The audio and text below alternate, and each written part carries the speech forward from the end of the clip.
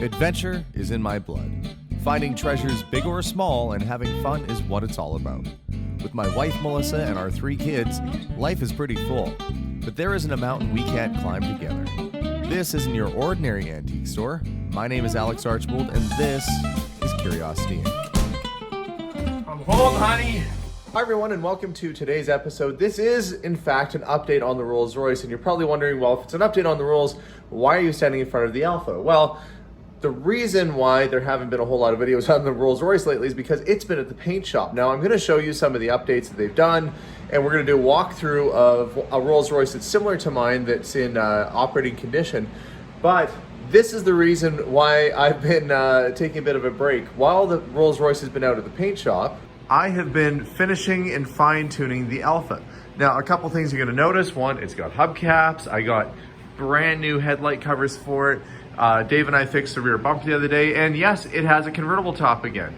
So this car is just about ready for the road. The other big thing I had to do with it was, if you can see in here, it now has keys that turn and work, and a blanking plate for the radio, seat belts.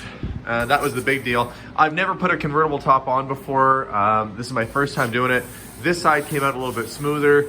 I'm hoping that this side, the wrinkles, I can work them out a little bit. But overall, considering I'm a novice at putting convertible tops on, that thing will actually work and keep the weather out. So yeah, but we have a car that's intact. And now that this is more or less done, it's gonna go off to the shop and get safety. The Rolls Royce can come back in. While the Rolls Royce has been out of the paint shop, I've been acquiring things like brand new carpet, there's a convertible top, all the extra bits and pieces that I need to finish the Rolls have been making their way through, and I've been stockpiling them here. Now, before the car comes back in, I'm gonna have to make some room.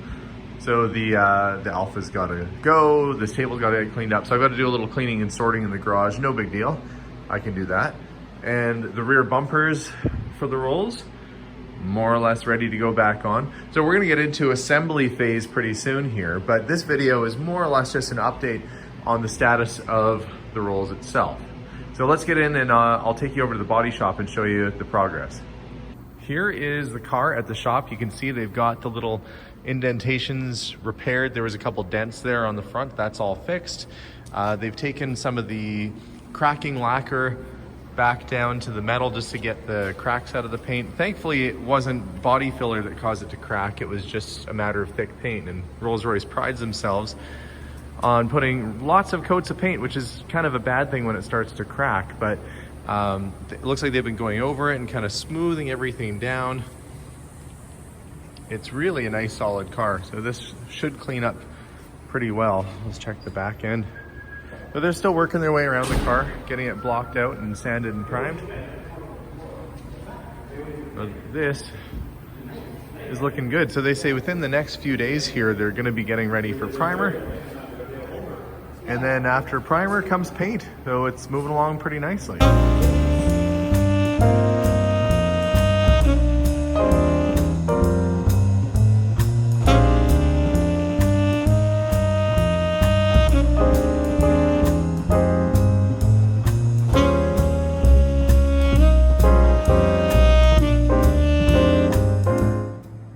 Since last time I was here, the gas cap cover has been sanded down and prepped. The grill that was off of the parts car has been all stripped down and ready to be painted. They've done a fair bit of body work, feathering and filling in where there was some cracks in the lacquer, and it's getting very close to paint. But in the meantime, what I have to do is get the other bits for the car in. I've had some carpet show up at home. I can't put any of that until the car's back though. I'm gonna leave these guys to it to continue.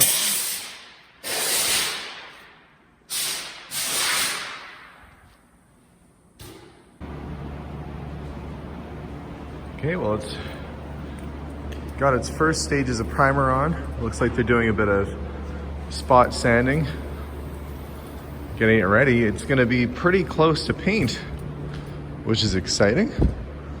We've got the lower dents repaired along the bottom. So at this stage, the purpose of the primer is really just to find imperfections. They laid a first coat down, and you can kind of spot and see little things that are going to need attention. Small little cracks, imperfections of paint, if there's a little dent. So they'll go over it a couple more times before it's ready for paint, but they're saying paint will happen next week. And that's good news for me that it'll be on its way home. But I also have a car in my garage that's taking up the room where this is supposed to go, and that's going to create some problems. But we'll worry about that when the time comes. For now, I'm going to let these guys get back to work. So this is it. This is the last time I'm going to see the car before it gets painted. They've done a lot of the repair, well actually they've done all the repair work to the body. It's gone through its final sanding. Next time we see this car, it's going to be painted and hopefully on its way back home. See that the dents that we had underneath the bumper there are gone. They've been repaired. The car has been completely sanded. I can see they've gone over the whole thing. We've got our extra little bits and pieces here. I'm not going to touch it, but those are the jacking plate covers. Those are all primed and painted and ready. It looks like essentially this car just has a little bit of prep work left to go, maybe blow off some dust, and then it's off to paint.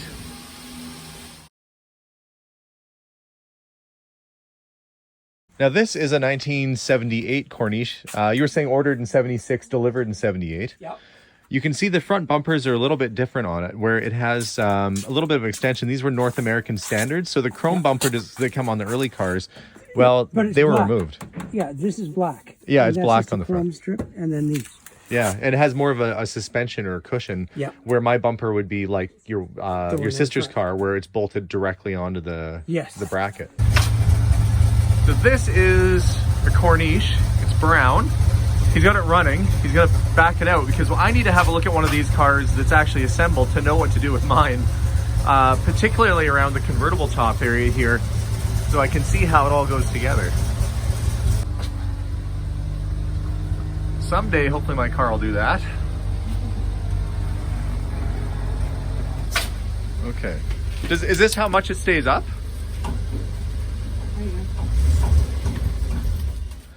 So does the top normally settle down more than that, or does it sit up high? It goes down about another inch, or another 2 inches, and then you put the boot on. The boot on. Okay. Yeah.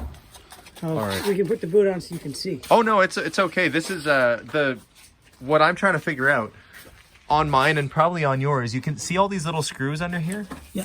I'm trying to figure out how that gets finished because what I did is I took all the screws out because my wood was rotted.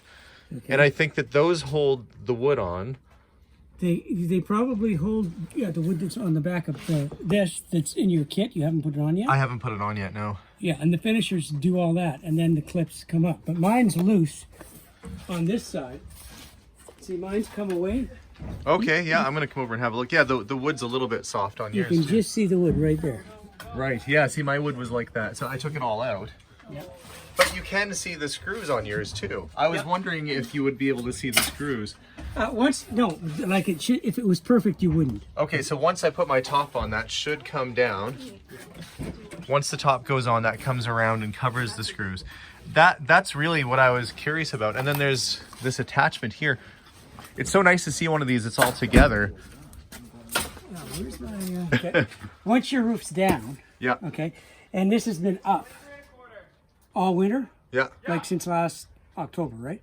But you put it up and down a couple of times, and then for me, if I leave it up too long, then I also have to sit on this. You got to put some weight on it. Okay. But you start in the middle, and you put your first clip in the middle, right? Okay.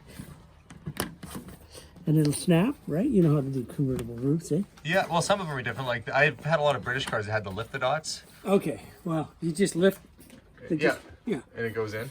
Yeah, and you work your way around. Right, because it's got to go on even. It's like you're upholstering your car every time you put this back on. Yeah, and then you have to squish down, and you have to make sure you've got enough room at the sides, eh?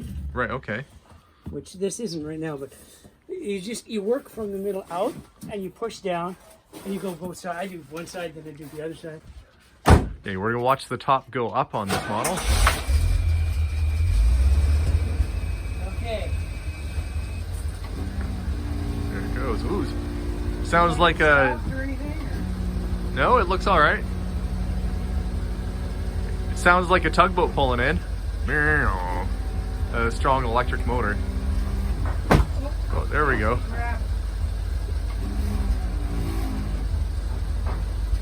Okay, I can see one thing already. When the top is up on this car, it actually has a headliner built into the convertible top, and I'm really hoping that the replacement top I got has the headliner, because I know that my car does not have it any longer.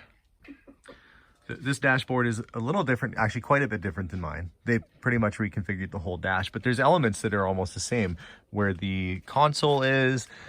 Every dash, there's 4 or 5 different dashboards. Yeah, and that's cool, but it's also frustrating when you're trying to find a parts car and realize that nothing works on yours. Let's see. Now I'm playing the game of what I have in my parts bins and goes where. This chrome trim for the trunk handle, that goes there.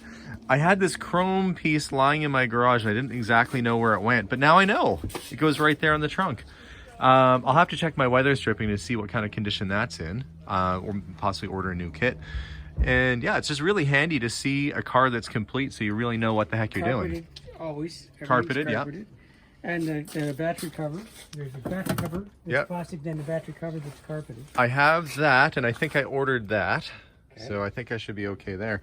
You have different lights. Mine are round. My backup lights are round. But that's because you're older.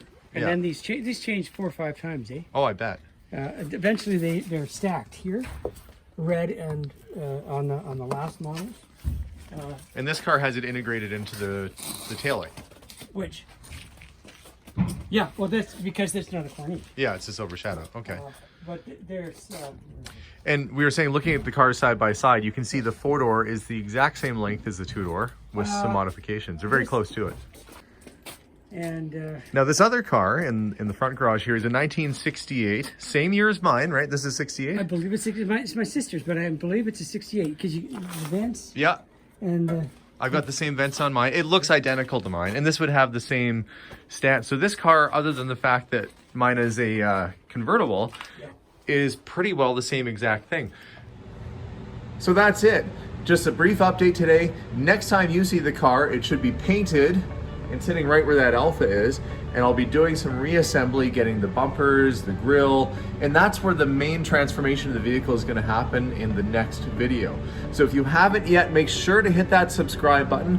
You can check us out on Facebook under Curiosity Incorporated, on Instagram at Curiosity Inc. YEG, and yeah, stay tuned for more videos. We'll see y'all soon, and bye for now.